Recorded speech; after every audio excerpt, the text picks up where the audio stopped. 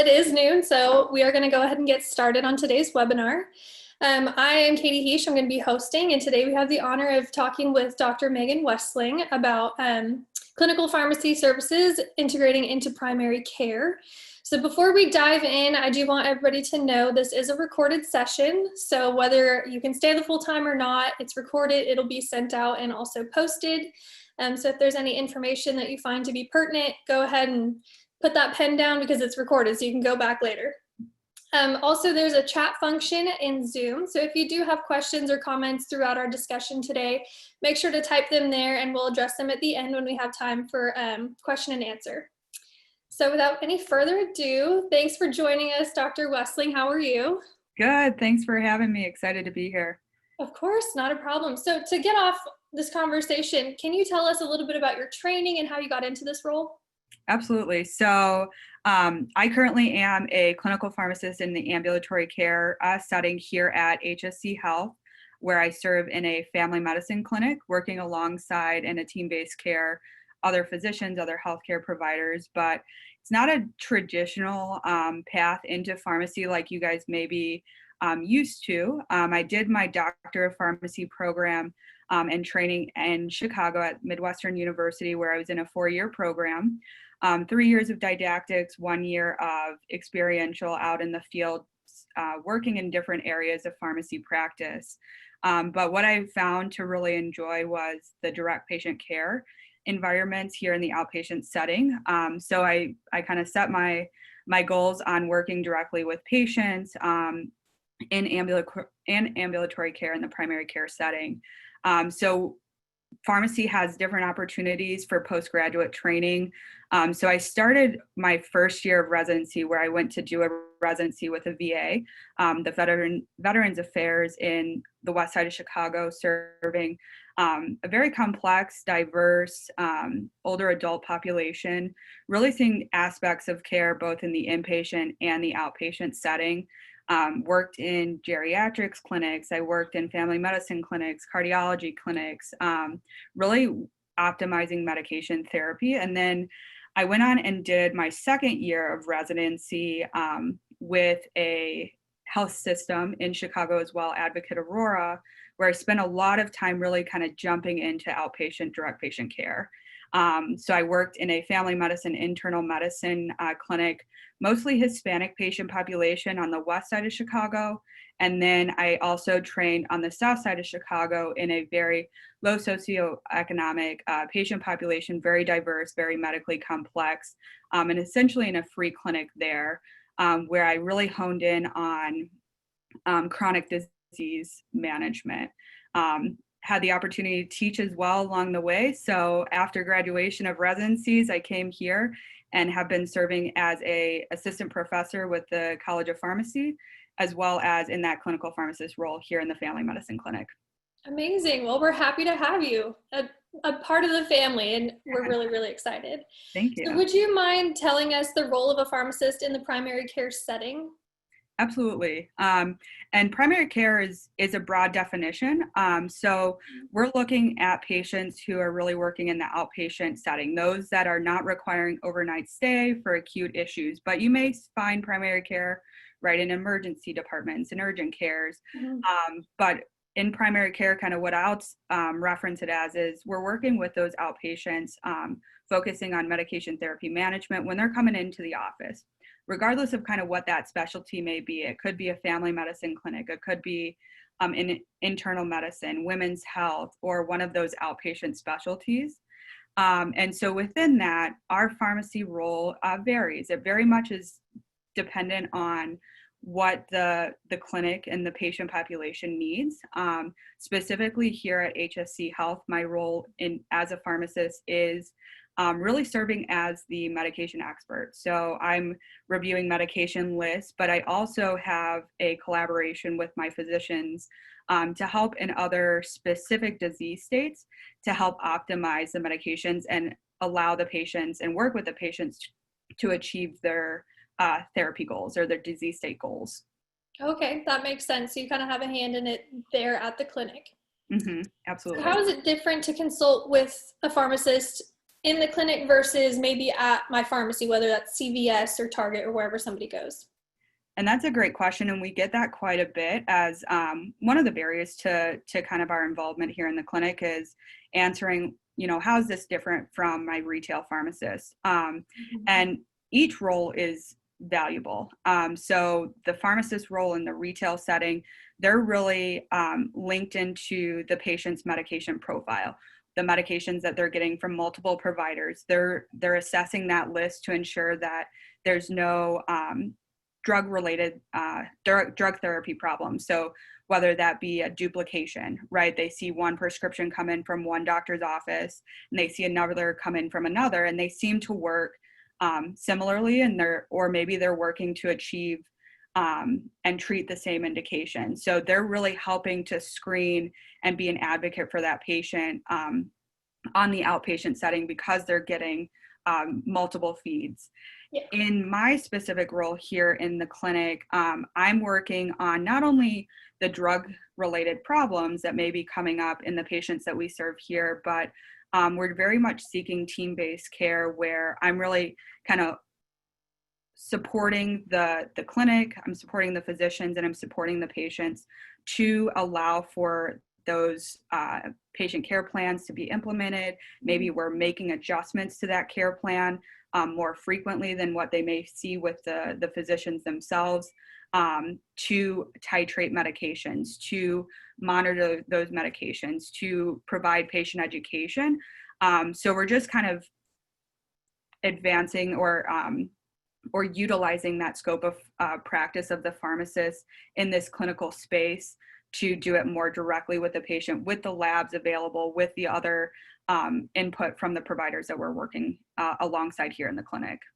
Exactly. Yeah, that makes sense. So what's the benefit to the patient then having the pharmacist directly involved in their care? So to the patient, it really allows for them to have more frequent access to that medication use, to that medication titration, to that assessment of the disease state. And again, we're participating as a team. So we're utilizing each other's skills to serve the patient in a patient-centered manner. So they're getting input, they're getting extra eyes on the medication list, they're getting extra eyes on the labs, and ensuring that those medications are safe and effective based on the indications that they've been prescribed for or their diagnoses. And so with us having from retail side, they may not necessarily have the labs available or the diagnostics available, whereas we're able to kind of use that whole picture to ensure that each medication is safe and effective for the patient and how it's intended to be used.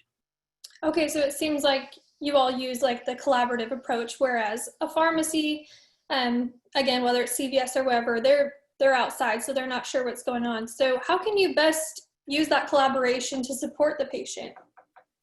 That's a great question, and we see different mechanisms for doing that. We really are supporting as patient advocacy in addition to just meeting the patient's needs. So we communicate with the outside, we communicate with that retail pharmacy, we communicate with those other providers, we communicate with insurance to ensure that what is intended in that medication use process is being implemented, or we can help address those problems. So we're engaged if there's a medication related component to their care, we're engaged in helping to ensure, again, that it's safe and effective, and collaborating alongside not just the retail, but all of the physicians and other providers within the clinic. Okay, amazing. That seems like a great approach. I think the patients, as they see us integrated into the clinic, the healthcare system is complicated. And when we look at medications, the access, the coverage, the changes in doses, making sure that it's therapeutically at the dose we expect it to be helpful. There's a lot of different components that you think of that go into a single medication. And so with that expertise, with that knowledge, with that perspective from the patient's other histories, we can really help to ensure that we're making those positive steps forward in managing and, again, treating those or achieving those therapy goals. Absolutely. It seems Extremely important to have everybody on the same page. So sure. Absolutely. Do you Absolutely. do you routinely work with other healthcare providers beside that patient's primary care? We do. And so, specifically in my practice, I am very focused on chronic disease. So, I manage quite a few patients who have diabetes, who have hypertension, who have maybe high cholesterol. So, with that collaboration, we know that there's a lot of benefit from other providers in managing those very high risk, very high complexity disease states. So, we engage, we'll talk with dietitians to help on the nutrition side of the factors for diabetes. We'll work with the podiatrist or the ophthalmologist or the optometrist, as we know that there could be preventative measures to take place, or also therapeutic interventions that they could also contribute to for that patient who has diabetes. So we work alongside quite a few different providers. We work with our social worker. We find that a lot of patients in the community maybe just access to food. So we know that with diabetes, if we don't have access to food or the types of food, that can impair kind of the progress we make. So we engage the social worker for those community resources as a holistic approach for a given disease state. That's great. Again, that collaborative approach, I feel like we should implement that everywhere in our lives. So it seems like you guys are doing that right. Yes, it's definitely the future and a big component to kind of the mission here within the clinic. That's good. Perfect. So as far as getting a pharmacist involved, is there a certain number of medications or type of medications that would flag that need, or is it any medication that a pharmacist steps in? That's a great question. And honestly, that's going to vary for every primary care clinic.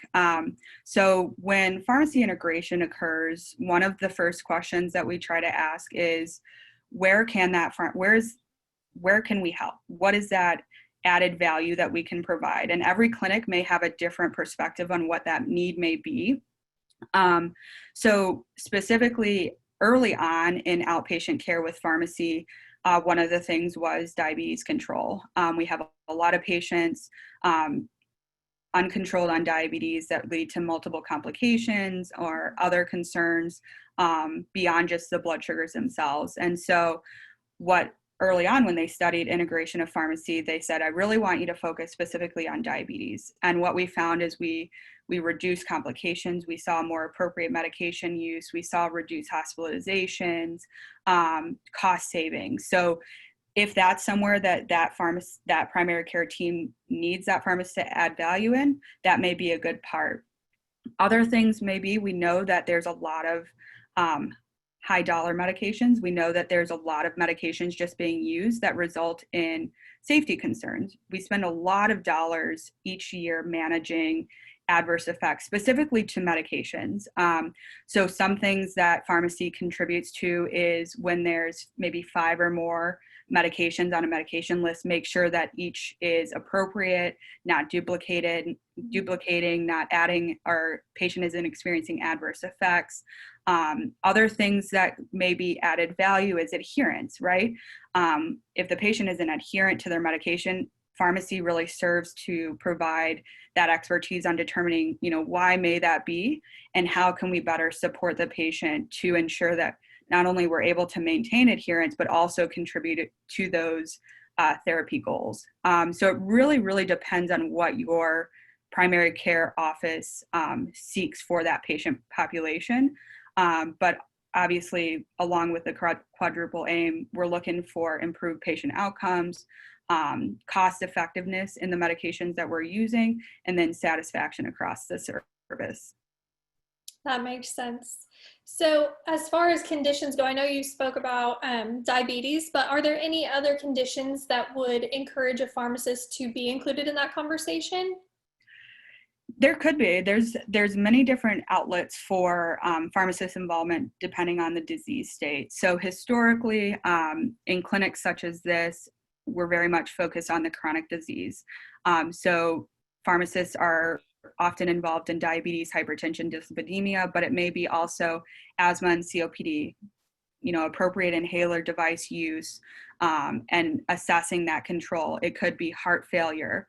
It could be high-risk medications such as anticoagulants or blood thinners such as warfarin, where we can monitor that more closely and modify the regimen to achieve a safe and effective dose. So those could be some conditions, but really what I like to kind of when I have students in my service from other professions, I try to explain it as where you can expect maybe a specialized physician. If there's medications involved, it could be that a pharmacist could also be involved. So there's other systems where we have pharmacists in cardiology, we have pharmacists in rheumatology, pulmonology. So there's many different specialties, again, where pharmacists can participate related to the medication use process. And really it's identifying where that value could be added for the patient population being served. Okay. So case by case, office by office. Mm-hmm. So for you specifically, and you don't have to answer this if you can't, but what do you feel is the most common condition that you're called to be a part of? The most common condition that I tend to be referred for is diabetes. I'm probably the 90% of the patients that I see here in our clinic have some component of diabetes, either historically uncontrolled, work with a pharmacist, and we've worked alongside the team to optimize that regimen. Other things could be hypertension as well, as a source of intervention. I'm trying to think what other ones that I've seen. It really varies, but I would say diabetes is probably the number one condition that you'll see within a primary care clinic, but being intervened on by a pharmacist. Okay, that makes sense. So again, speaking to you personally, what's the most fulfilling part of your role? The most fulfilling part of my role is I really, really enjoy the interaction with my patients. I really, really enjoy, seeing their faces when they succeed in achieving their goals. A lot of patients feel that it's an uphill battle.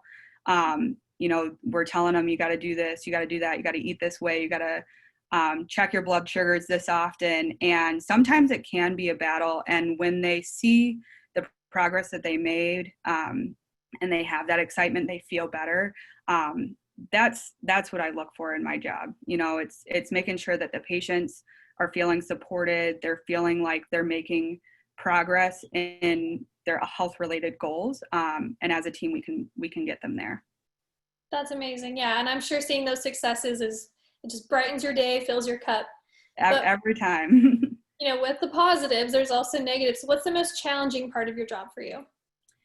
The most challenging is kind of that, that description to the patient. Why, if I have this pharmacist out in the community, CVS, Walgreens, why do I have to see this pharmacist? What can they offer? So it's really marketing of the services globally in primary care, in pharmacy integration into primary care. There's quite a few barriers, and it really comes down to how are we determining the value that pharmacy can add? And that's been something that we've struggled with across the spectrum. We've struggled being identified as healthcare providers to begin with, just as a pharmacy profession. And now having pharmacists integrated into the office, it's ensuring that we're justifying what that role is. The financial impact, the quality impact that we're providing to the patient, and really putting numbers to that. And that's something that we continue to work on.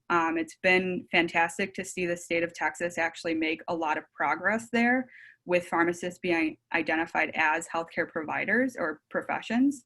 And so I think that opens up a lot of doors to eliminate some of those barriers for pharmacists to get involved in these clinics more directly with the patient. Okay, that makes sense. So do you have any advice for anybody? There might be students on here or other folks that maybe want to go down this path that you're on. Do you have any advice? Oh man, I feel like I've learned so many things along the way. I think really is looking at the reflection of what it is you want to do at the end. How do you want to impact patient care? What are those roles that you want to participate in? Some, it may be patient education. Some, it may be more comprehensive medication management that we do here in the clinic, really owning the therapy that the patient is on, and having that autonomy to make adjustments so that the patients can reach those goals. But if you're interested in this path, I didn't learn that I wanted to be in this field or in this specific specialty until I was a fourth year pharmacist. And it really was because I didn't have the access to be able to investigate it early.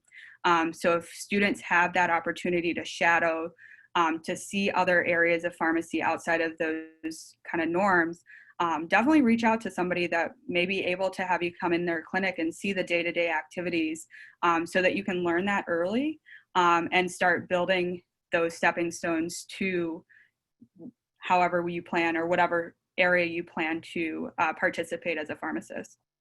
That's great advice. Yeah. And you know what? I think that speaks to any job or profession, though. You got to try it. And then if you find something else, shadow it, learn it, and then find your passion. So, and it's also understanding kind of what your personal characteristics are. In ambulatory care, we really love the face-to-face interaction. We like talking to our patients. We like hearing their stories. We like, there's a lot of problem solving here.